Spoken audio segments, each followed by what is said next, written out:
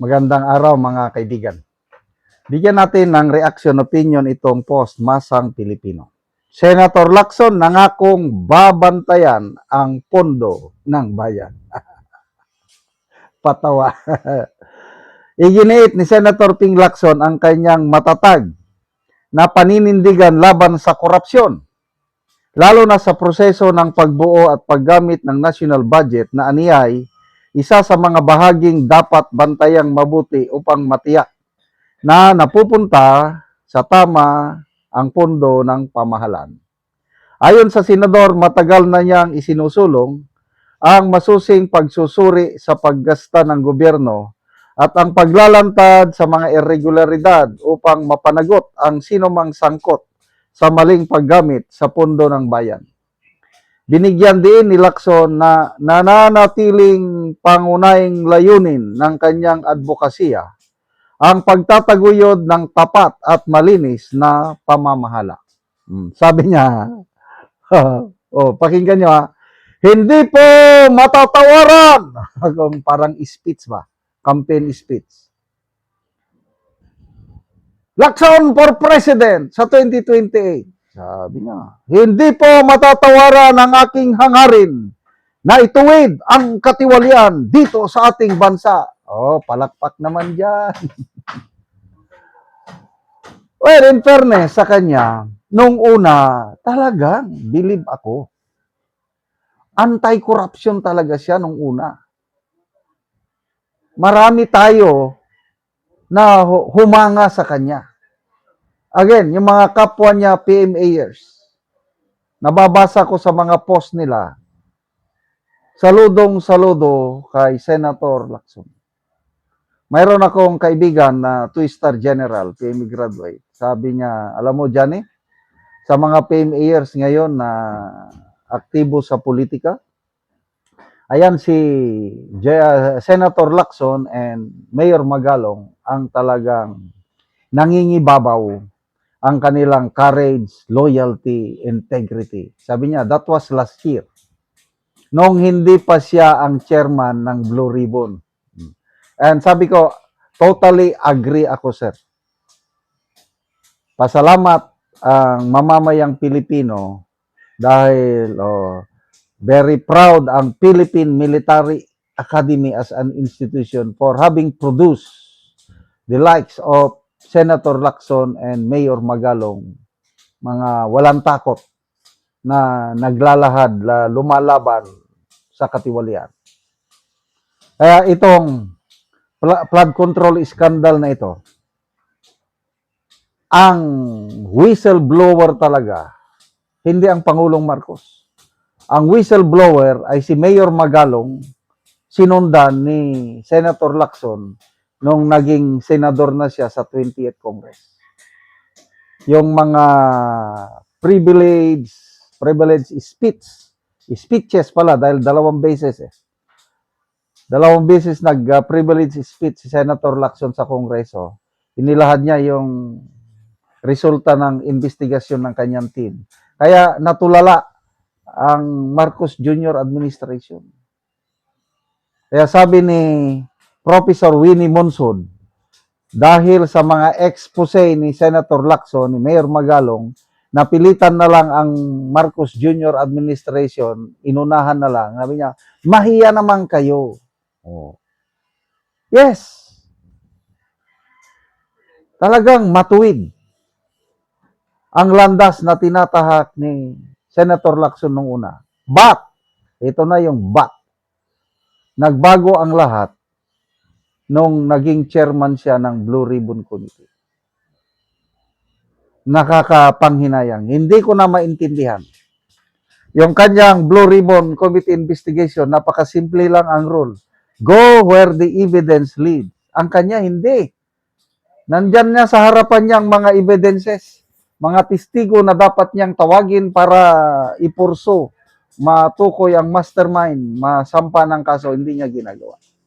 Kaya hindi na ako naniniwala dito, sabi niya na hindi matatawaran ang aking hangarin na ituwid ang katiwalian dito sa ating bansa. That was before. True. Now, no more. Sorry po. Tingnan natin ang reaksyon ng taong bayan, ha. 19,000 ang nag-react.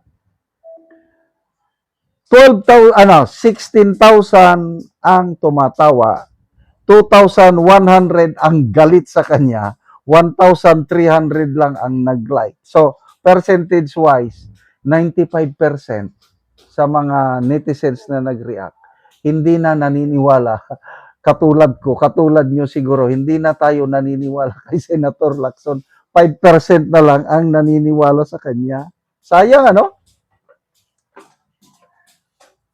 Kaya may kasabihan na it does not matter how you started the race. You might start a race very strong. What matters is how you finish the race. Marathon. Ang bilis mo. Kaya lang, nung malapit ng finish line, bigla kang nanghina. Ay yung mga marathoner na marurunong, usually, pag start nila, hindi masyadong nasa gitna-gitna lang. Sumusunod lang. Pagdating ng sabi natin, last 1 or 2 kilometers yan, increase ng speed, then mamaya, runaway winner. Yan yung mga marathoners. Dito kay Senator Lacson, sayang. Paurong ang kanyang ano. So, lesson learned sa ating buhay. Lalo na tayong mga senior citizen. Pwedeng nagkamali tayo sa ating buhay, yung past 60 years natin. Never mind yung mga kamali. Tanggapin lang ang kapatawaran sa ating mga kasalanan. And let's commit our lives to the Lordship of Jesus Christ. Only one life will soon be passed. Only what's done for Christ will last. Do not lay up treasures on earth where moth and thief will destroy and kill. Let's lay up treasures in heaven where moth does not destroy and thief does not steal. Kaya, if you want to finish strong in life, isurrender ang buhay natin sa pamumuno ng Panginoong Jesus. Huwag nating gayahin si Senator Lacson na ngayon, patapos na ang kanyang political career, nagbago paurong. Hindi na ako naniniwala na ano siya talaga sa kaban, nagbabantay sa kaban ng taong bayan. Salamat mga kaibigan sa inyong pagsubaybay sa channel na ito. Nakakatulong kayo ng malaki sa tribong Talandig ng Bukidnon dahil ang income natin sa channel na ito is pantulong sa tribo. Namimigay tayo ng libreng yero at pako para makapagpatayo sila ng mas maayos na tirahan. Panoorin nyo ang video na ito. Una nang tagaan na mugsin. O mga tok ni siya karon.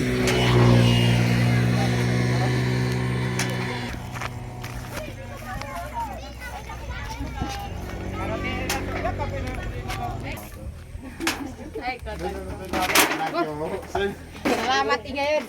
Nasakat ka inday.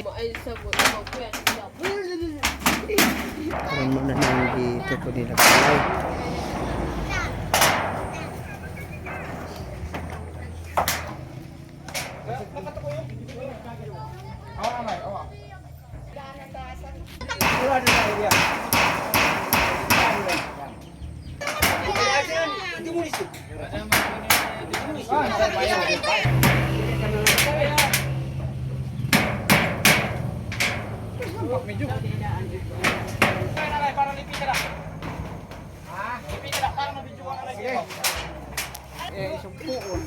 Yan mambisita.